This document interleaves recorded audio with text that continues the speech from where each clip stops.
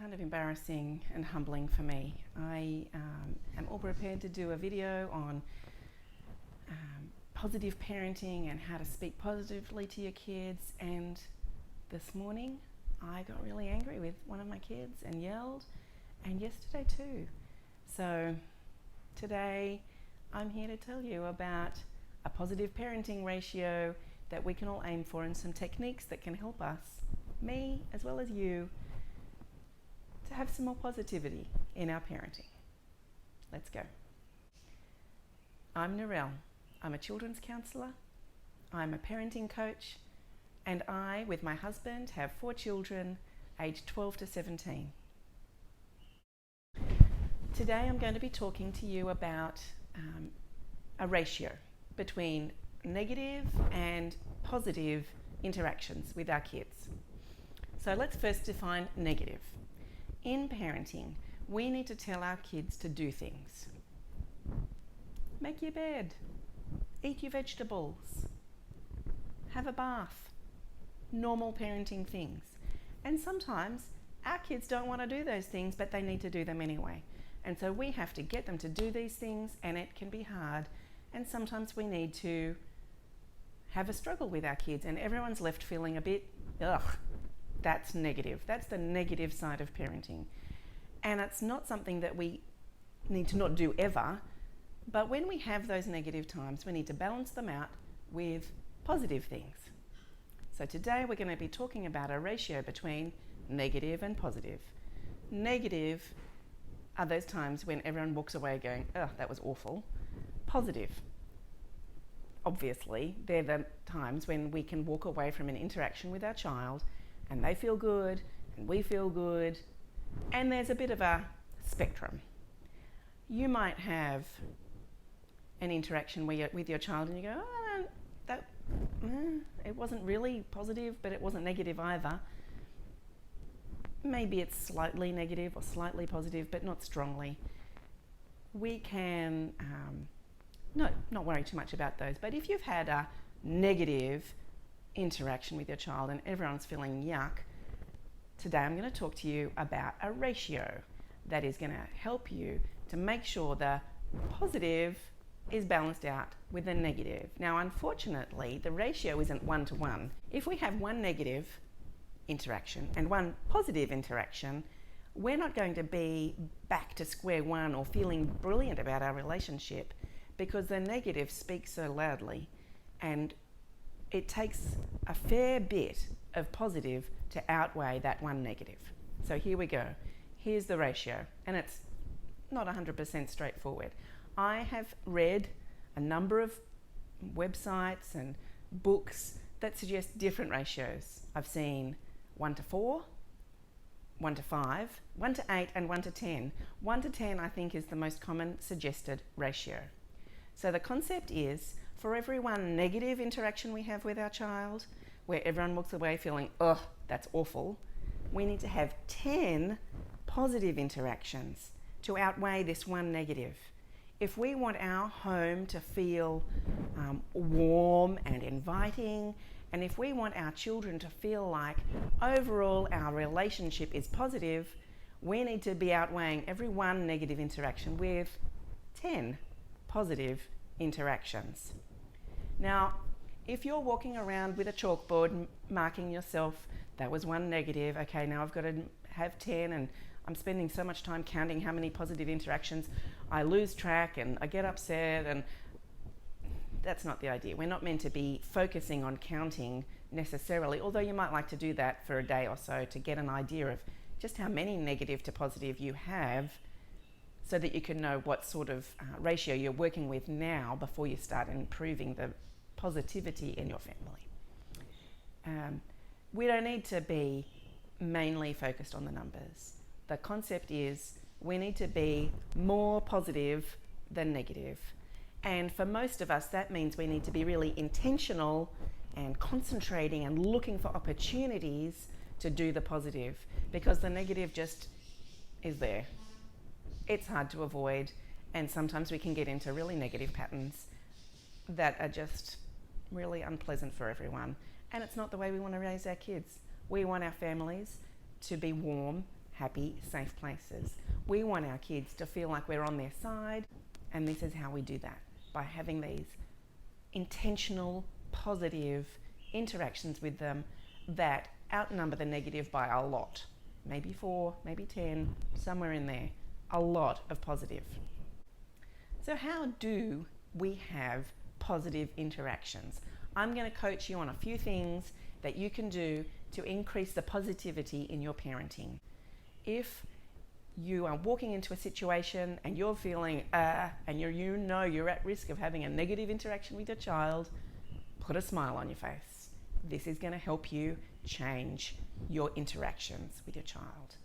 Next tip, number 2, is make eye contact with your child. So if you're smiling and making eye contact, even if you haven't said anything nice yet, you're having a positive interaction. Number 3, give your child a hug.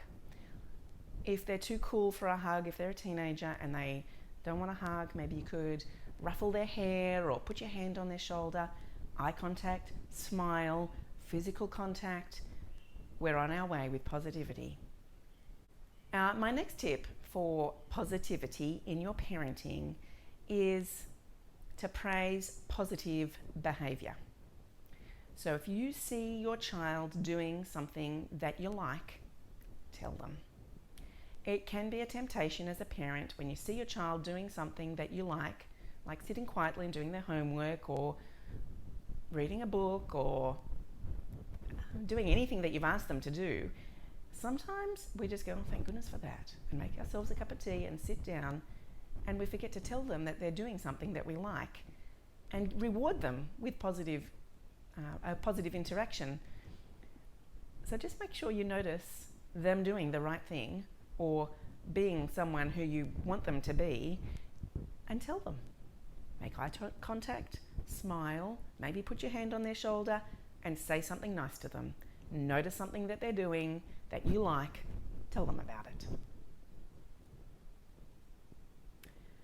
Now, if your child is not doing what you want, say for instance you've asked them to bring their plate from the table to the kitchen sinks after their meal, they haven't done it yet. Maybe they're faffing about and doing something that's a little ridiculous and you feel like telling them off for it, but they did get up from their chair. You could say, hey, I can see you got up from your chair.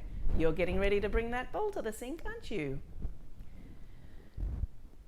I know it sounds a little corny and over the top, but if this is all we've got to praise, praising is good. Praising that child for a single step in the right direction may be the beginning of a completely positive interaction. Maybe they'll like you saying it so much that they'll smile and bring the plate to the sink, and then you can praise them again. That's 2 positive interactions. Yay, you! Any positive is going to be good. If you have a child who, routinely does bring their plate to the sink, you're not going to want to praise every little step. But if you've got a child who is not doing that and you really want to encourage that behaviour, rather than yelling at them for not bringing their plate to the sink, praise them for that one step that they did do. Maybe that will be, one step in the right direction of you having a positive interaction with them and helping them be motivated to do what you're asking them to do. Okay, so maybe you're having a terrible time with one of your kids. Maybe you've just been butting heads all day and you've yelled, you feel awful, they've got their back up and they're just not wanting to do anything you're asking them to do. One way you can turn that around is by positivity, but you're going to have to be creative in the way that you bring this positivity to the table. Like for instance, you really would like them to be doing their homework or playing outside, and they're laying on the lounge in front of the telly. Maybe you could praise them in that they're not fighting with their sister. Maybe you could praise them that they're not bouncing off the walls and, smashing a window or something like that. I really like how you're sitting still. Yay, you for being so sensible. You might still tell them to turn off the TV, but at least you've brought in a positive before you've had that conversation with them. If you've been trying to teach your child to do a particular behaviour, I don't know, like brush their teeth regularly, and you notice them doing it without you asking them to, you can praise them for that. This is a positive thing. They have listened to you over a period of time and they have remembered to do it without you asking. Praise them. Even if you had to ask them, you can praise them for obeying you. Little Johnny, will you just go brush your teeth? And he does. Thank you for brushing your teeth. You've got another positive. Well done. Lastly, when you've got a difficult situation, maybe you're needing to talk to them about a behaviour that you're not happy with. See if you can frame a positive, then dealing with the difficult situation, and then another positive. Rather than just going, you did this wrong thing, you can say, well, I like your initiative. I can see you were trying to blah, blah, blah, blah, but that's not what we do. That behaviour, that's not how we deal with that situation. I really like how you were trying though. You were putting in a good effort.